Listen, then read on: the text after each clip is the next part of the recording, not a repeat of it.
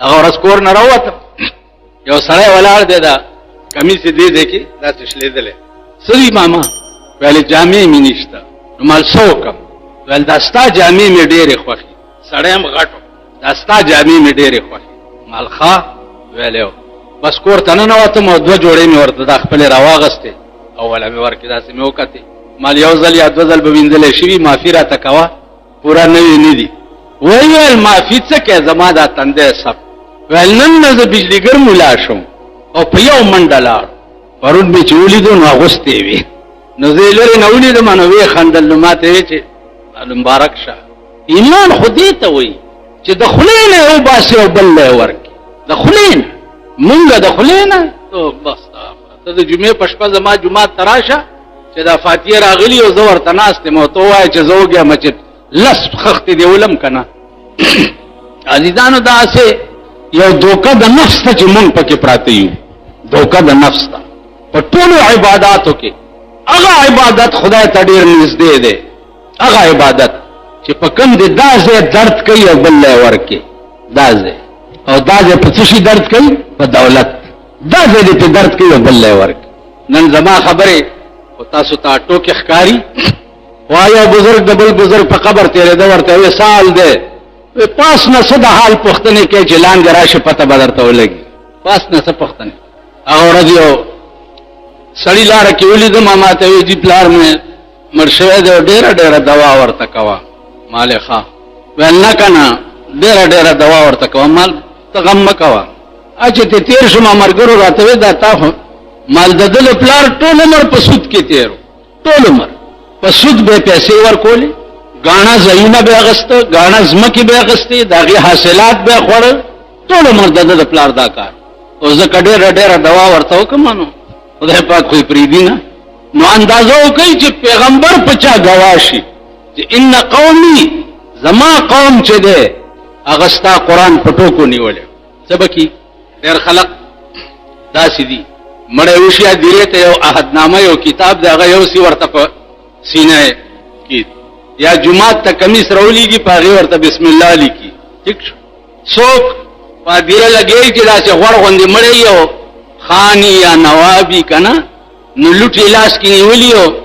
لګیا داسې ګرځي او حیات کرسي وایي او پیچوف کوي او دا دې سپېږمو ته ور واچوئ. رنګ رنګ تماشې به په دیرو وګورئ، رنګ رنګ. دا ټول غلط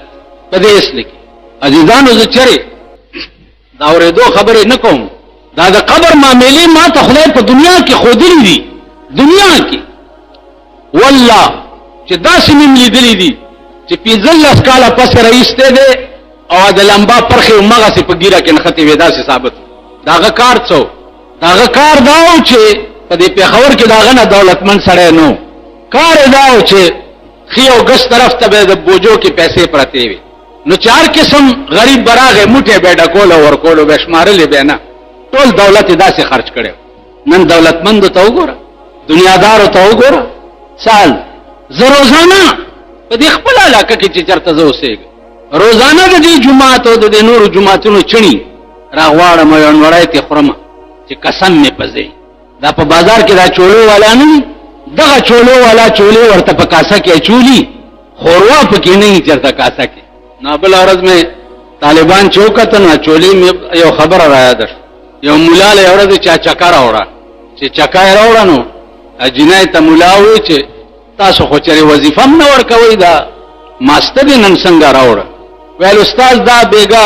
کټوای پیشو جوټه کړې وه، نو مور مې وایي چې تویوی یمه ملا له یوسئ. دې ملیانو نه ته تمه کوي چې راشي د پلار مې مړ دی ورپسې دوا وکړي، مړه خدای راستي کوي. نو ملا هغه کټوای په ځمکه وویشته. نو جنۍ په ژړا شوه، ویلې ولې جاړې؟ خو بس یا خوړلې او یا توی کړي.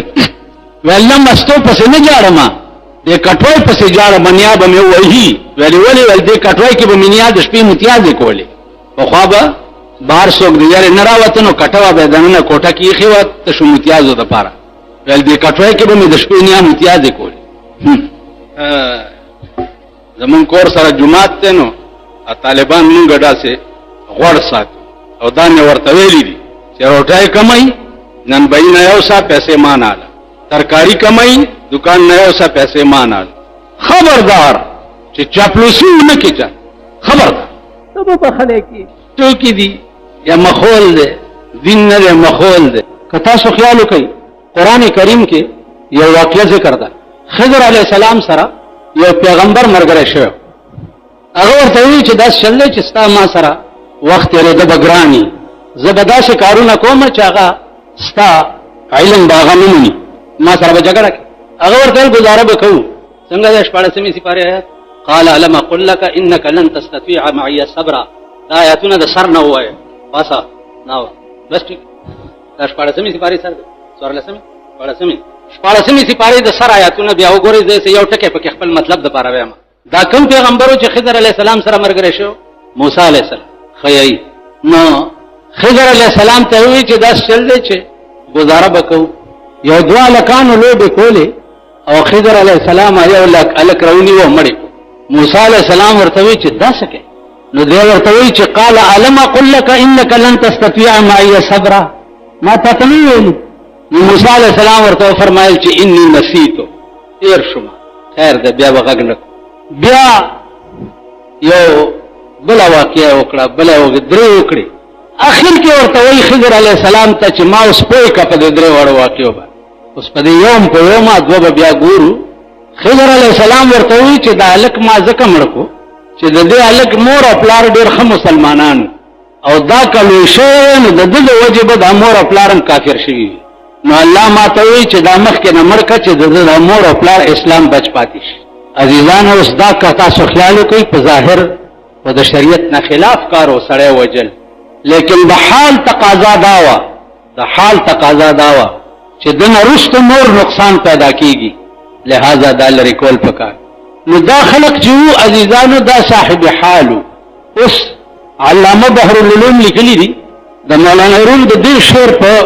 تشریح کې چې بشنوز میں کیوں حکایت میں کند وز جدائی ہا شکایت میں کند د دې شعر په تشریح کې لیکلي دي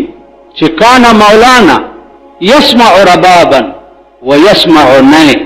و در وقت شنیدن رباب و شنیدن نئے با او حالت عجیبه تاری میں شدند مولانا روم به رباب اوریدو او شپیلی او چې رباب او شپیلی به واورېده نو حال به پرې راغی اوس په ظاهر خو رباب او شپیلی که تاسو خیال وکړئ دا د ګناه څیزونه دي لیکن صاحب حال خلقو ته بیا رباب او شپیلی هم اورېدل جایز دا پیر بابا چې اوس پیر بابا له خلق څه دپاره دي چې ښځه یې نه وي ښځه یې نه وي نو زیارت ته لاړ شي پیر بابا ښځې ورکوي دا دومره لوی سړی تېر شوی دی ده ته به هم رباب غږېدو نو د ده دا لستوڼي ډېر لوی لوی نو رباب به چې غږېدو نو ده به ورته لستوڼی داسې او داسې کول یو ملا ورسره ناست و هغه لستوڼی ونیو چې داسې کوې خو چې ده لستوڼی داسې کو نو ملا چې کته بیا په کوی قاف کې زمانه تېره شوه څه مسله پېښه شوه مسله پېښه شوه نو پیر بابا ووایي چې مولانا صاحب ته آواز کوي چې دا مسله حل کړي نو چا ورته وایي چې صاحب هغه خو داسې چلو ستا لستوڼی ونیو او سړی غیب شوی دی وایي ښه ده که نه تاسو هغه سړي ته آواز کوي چې سړی راغی رباب له اطلانګ ورکو په پیر بابا بیا حال راغی چې حال پرې راغی نو چې لستوڼی داسې او داسې کو لستوڼی بیا د کوی قاف غر سره داسې دا ملا مخې ته پرېوت هغه چې وکتل چې دا خو زما د پیر لستوڼی د نننی و خو چې داسې کو نو بیا دلته دا کرامت و په دې کې به دا اوسني مونږ غوندې خسکیان چې پیدا دي که نه دا خبره چې واوري نو تاسو رباب او کوی کاف نه دلته او فلاني نو تاسو ورسره باس مه کوئ ورته که ټک پت کې راځه بجلیګر ملا ته ما له را مخامخ کوئ کرامت وی خرق العادت تا خلاف عادت جو د ولی په کار الله کم شی صادر شي دې ته کرامت وي شرقاید وګورئ چې د کرامت څه باسي کړی دی چې کرامت څه شي ته یو معجزه ده معجزه څه شي ته نو خبرې د هر چا د اورېدو قابل نه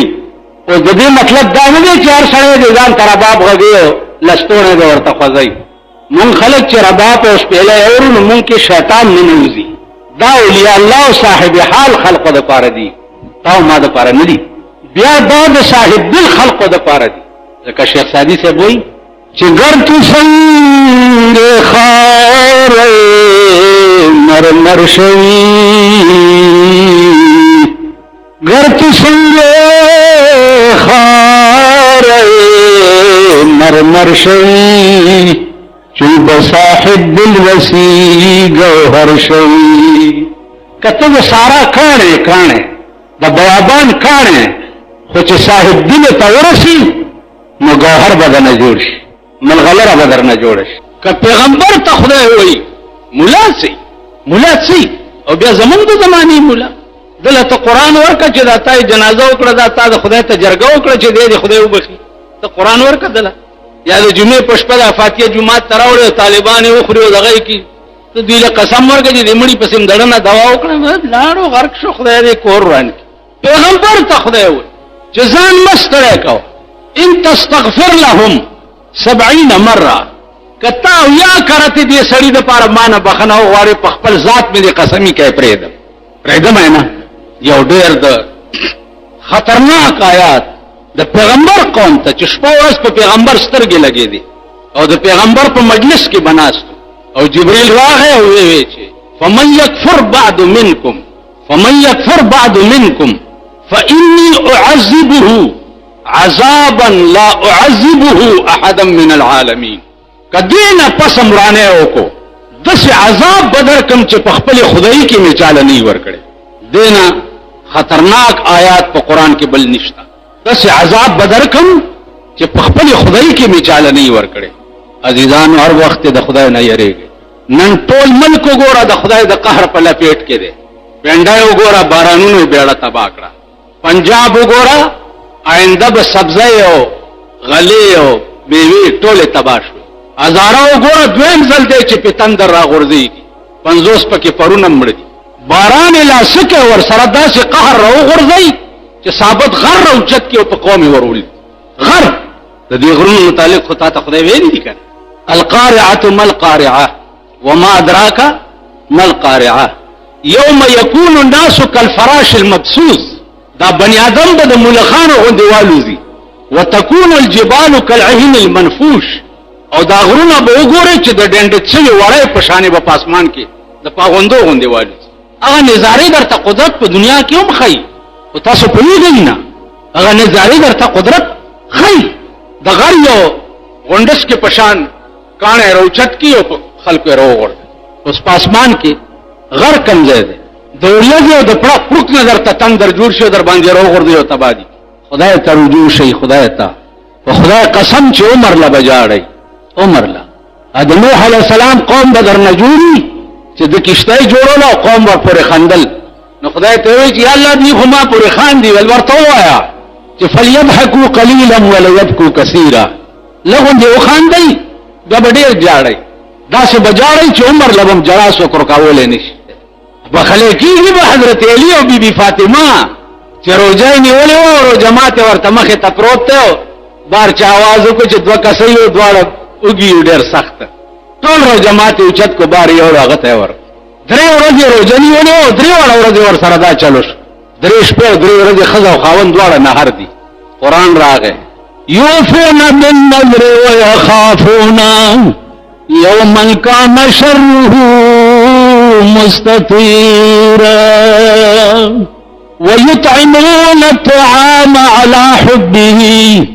ويطعمون الطعام على حبه مسكينا ويتيما وأسيرا ويطعمون الطعام على حبه ويو على حبه كنظر وکړو ټول بجنتيان شي روټه په بلو خورا وعلى حبه سره دې چې په خپل ورته نهارو په خپل اوږو او چته کړو بل ورک مصر خو اسم په دنیا کې خپل خار دی لیکن هغه د یوسف علی السلام د وجه بیا ډېر زیات خپل د مصر بازارونه هغه ډېر د احترام په نظر کتل شي ځکه چې د بازارونو کې د حضرت یوسف علی السلام خرید او فروخت شوی بهرحال امام غزالی د خپل فن ډېر لوی سړی یو ټکی یاد لرئ چې زمونږ دا زمانہ د هر قسم فتنو شکار ده د هر قسم د دنیوي فتنو هم زمونږ دا زمانہ شکار ده او د دینی فتنو هم زمونږ دا زمانہ شکار دا سے عجیبه زمانہ ده که خکار کې ام به څوک نه پریدي او که بدکار کې نو ام به څوک نه پریدي که خکار کې هم دشمنان به ډیری او که بدکار کې نو داغه خو سوایا بلکې دا سے زمانہ ده که بدکارونه کې دوستان به ډیری نو د دې وجنه دا زمانہ ده هغه حدیث مصداق شوی ده رسول الله صلی الله علیه وسلم فرمایلی دي چې یاتی علی الناس زمان لا يبقى من الاسلام الا اسمه ولا يبقى من القرآن الا رسمه زما په امت باندې به یو داسې زمانہ راشي چې اسلام بچا کې پاتې نشي صرف نامه به پاتې شي قرآن به پاتې نشي کم غرض له چې قرآن دنیا ته راغلی دی هغه پاتې نشي الا رسمه مگر هغه رواج به پاتې شي اوس په ټول پاکستان کې تاسو وګورئ ژوندي په اعتبار د عمل سره قرآن ته نږدې نه راځي د قرآن اس فیصله چې ده هغه په ځان نه حاوي کوي او چې مړی پکې وشي نو بیا قرآن رایات شي دا د زیارت د ورځې ختم دی او دا د جمعې ختم دی او دا لسمه ده او دا څلوېښتمه ده او دا کال دی او دا ختم دی او دا پلانې دی او دا پلانې اوس په دې ما پوه کوي چې لا يبقى من القرآن الا رسمه دا بعینه مغه شی دی که نه دی چې مړی ورکې وشي نو مړی په قرآن باقي دی مړي په ژوند هم چېرته قرآن ته نږدې راغلی نو د مرګ نه وروسته به دا قرآن دی مړي ته نږدې ورشي قرآن کې راځي څنګه دی هغه آیات چې په قیامت کې به قرآن دعوه وکړي چې ستا د بندګانو ستا د امت زه په ټوکو او لوبو نیولی وم کوم آیات دی ټیک شو وقال الرسول یا رب ان قوم اتخذوا هذا القرآن الا مهجورا پیغمبر به دعوه وکړي چې پروردګاره زما دا قوم چې دی دا ستا قرآن چې دی په ټوکو او لوبو نیولی اوس تاسو په ایمان ووایئ مرګ نه وروسته خو پته نه لګي د هر چا قبر به ځان لئ چې دننه پکې اره بلایي خو عمومي طور باندې وګورئ چې پیغمبر واحد وکیل به وي په 1,40,000 پیغمبرانو کې به واحد وکیل رسول الله صلی الله علیه وسلم واحد وکیل بل څوک به نه اوس هغه بین الاقوامی وکیل چې د خدای په مخ کې په خپل امت باندې دا دعوه وکړي